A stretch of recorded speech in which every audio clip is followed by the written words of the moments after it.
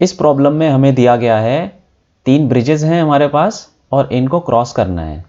तो bike cross करेगी तीनों ब्रिजेस को और तीनों की वेलोसिटी यहाँ पे सेम है। और हमसे पूछा गया है कि कौन सा ब्रिज सबसे ज़्यादा सेफ है क्रॉस करने के लिए, ए, बी या सी। तो कर लेते हैं इसको। तो यहाँ पे हम देख सकते हैं कि बाइक चल रही है तीनों ब्रिजेस के ऊपर और हमने ये एज्यूम किया है कि, और ये दिया गया है कि तीनों में जो बाइक की स्पीड है वो सेम है। तो यहाँ पे हम देख सकते हैं इसके ऊपर फोर्सेस देख लेते हैं कितने लग रहे हैं। एक इसके ऊपर लगेगा नॉर्मल रिएक्शन और एक इसका वेट तो है ही और इसकी स्पीड कुछ होगी v। तो यहाँ पे हम देख सकते हैं कि वर्टिकल डायरेक्शन में तो कोई एक्सेलरेशन इसका है नहीं, तो नेट फोर्स 0 होना चाहिए। तो नॉर्मल रिएक्शन हो जाएगा mg के बराबर। ठीक है, क्योंकि ये ब्रिज फ्लैट है तो इसी डायरेक्शन में ये चल रहा है, हॉरिजॉन्टल डायरेक्शन में। वर्टिकल डायरेक्शन में इसके ऊपर कोई भी एक्सेलरेशन नहीं लगेगा। अब देखते हैं दूसरे केस में, यहाँ पे नॉर्मल रिएक्शन लग रहा है ऊपर, mg तो नीचे ही लगेगा। और ये एक ऐसा ब्रिज है जो कि इसको बोल सकते हो आप कॉन्वेक्स ब्रिज। ठीक है, तो इसका रेडियस ऑफ कर्वेचर ये सर्कुलर जैसा लग रहा है तो इसका रेडियस का यहां पर होगा, मतलब ये इस सर्कल पे ऐसे घूम रहा है। और जब कोई बॉडी सर्कल पे घूमती है तो फिर उसके पास एक एक्सेलरेशन होता है जिसको बोलते हैं सेंट्रीपिटल एक्सेलरेशन, और वो होता है सेंटर की तरफ। तो सेंटर की तरफ होगा हमारा कुछ एक्सेलरेशन, उसको बोल देंगे AC। ठीक है, और वो कितना होता है v²/r, इसकी कुछ स्पीड होगी और हमें दिया गया है कि सबकी स्पीड सेम है। ठीक है, तो यहां पे अगर हम फोर्स बैलेंस लगाएं कि net force in the direction of acceleration वो कितना होगा, mg - n equal to mass into acceleration, centripetal acceleration हो जाएगा। अब n equal to mg - mac। ठीक है, ये हो गया। तो n की वैल्यू हो जाएगी, m कॉमन ले लेंगे, g - ac।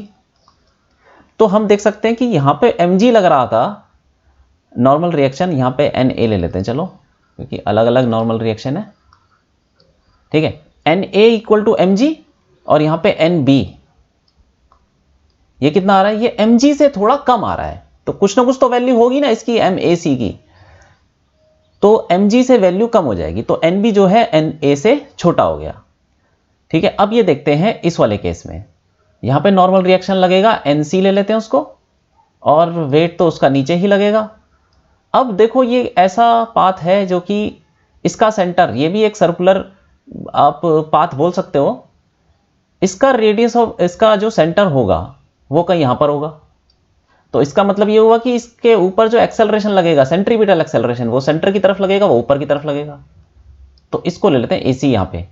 अब दोबारा से इक्वेशन लगाते हैं, net force in the direction of acceleration कितना हो जाएगा, NC - mg equal to mass into acceleration. तो NC कितना आ जाएगा, mg प्लस mac। ठीक है, हम देख सकते हैं कि यहां पे जो नॉर्मल रिएक्शन है वो mg से ज्यादा हो गया। तो हम बोल सकते हैं कि जो nc है वो सबसे ज्यादा है, और उसके बाद na है, और उसके बाद nb है, सबसे कम nb। अब ये पूछा गया था कि कौन सा पुल सबसे सेफ रहेगा क्रॉस करने के लिए। तो देखो जितना नॉर्मल रिएक्शन ये ब्रिज लगा रहा है बाइक के ऊपर, ब्रिज बाइक वाला भी ब्रिज के ऊपर उतना ही नॉर्मल रिएक्शन लगाएगा। तो ये हम थर्ड लॉ से बोल सकते हैं, न्यूटन्स थर्ड लॉ से, कि एक सरफेस दूसरे सरफेस पे कोई फोर्स लगाता है, या एक बॉडी दूसरे बॉडी पे जो फोर्स लगाती है, दूसरी बॉडी उस पहली वाली बॉडी पे ही उतना फोर्स लगाती है। Action reaction are equal and opposite. तो हम बोल सकते हैं कि अगर ब्रिज लगा रहा है बाइक वाले के ऊपर नॉर्मल रिएक्शन ऊपर, तो बाइक वाला भी ब्रिज के ऊपर लगाएगा नॉर्मल रिएक्शन, उतना ही नॉर्मल रिएक्शन लगाएगा नीचे। तो मतलब तीनों केसेस में नॉर्मल रिएक्शन लगेगा ब्रिज के ऊपर भी कितना, यहां पे Na नीचे की तरफ, और यहां पे NB नीचे की तरफ, और यहां पे NC नीचे की तरफ।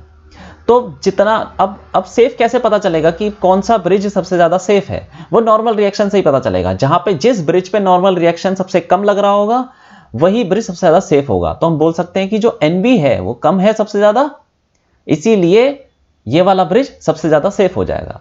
तो B bridge B is safest to cross। तो बी ब्रिज सबसे ज़्यादा सेफ है।